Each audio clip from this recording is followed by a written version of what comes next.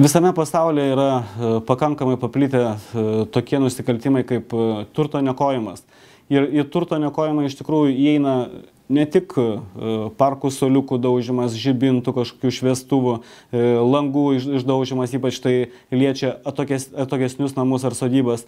Tačiau labai dažnai ir pasitaiko toks pakankamai neigiamas visuomenėje reiškinys kaip grafiti. Turbūt kiekvienas esat susidūrę ir matę savo gyvenamoje vietovėje įvairaus, tarkim, neva meno šedevrus, kai yra išpiešiami įvairūs netgi ir necenzūriniai žodžiai ir iš tikrųjų darkomi pastatai. Ir tai labai brangiai kainuoja pačiai bendrijai, pačiai bendruomeniai, nes iš tikrųjų už valymą reikia mokėti pakankamai didelės lėšas ir jas patenkti turi to daugiabučio namo gyventojai, ar privataus, kurie gyvena.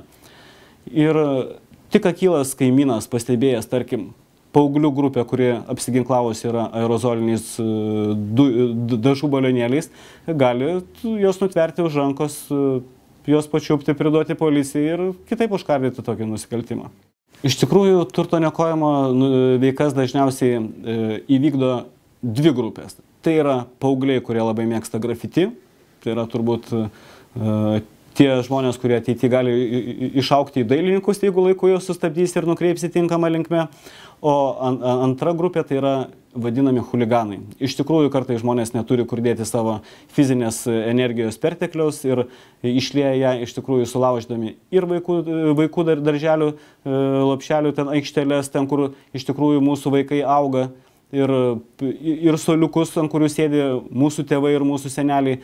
Ir iš tikrųjų šitie nusikaltimai yra svarbus visuomeniai ir juos galima labiau užkardyti tik tai saugios kaimynystės programos pagalba. Labai svarbi saugios kaimynystės programos dalis yra įtraukti jaunimą ir įtraukti vaikus į būtent šios programos plėtrą ir į pačią tą programą. Juk kartu ir sakysim, kaip tai yra padaryti.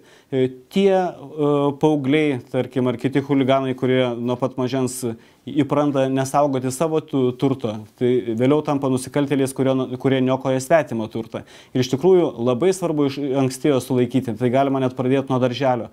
Ir kas labiausiai atgraso patį vaiką ateityje vykdyti tokias nusikalstamas veikas. Tai bendras darbas. Kartu su kaimynais valėm sniegą, kartu su kaimynams rinkom šiukšles, kurias kažkas tai prieš tai sunešė į tą mūsų kiemą. Kartu su kaimynais remontavom tos suoliukus ir darėm vaikų aikšteles. Tai paskui iš tikrųjų nekils ranka to savo padaryto turto laužyti. Ir iš tikrųjų iš pat mažens toks auklėjimas, įtraukimas jau iškart vaikų į saugios kaimynystės veiklą, jisai tiesiog patį žmogų tobulina ir jo asmenybė vystosi ir ateityje jisai iš tikrųjų tampa ne kažkokiu nusikaltėliu, o vertingu visuomenės nariu.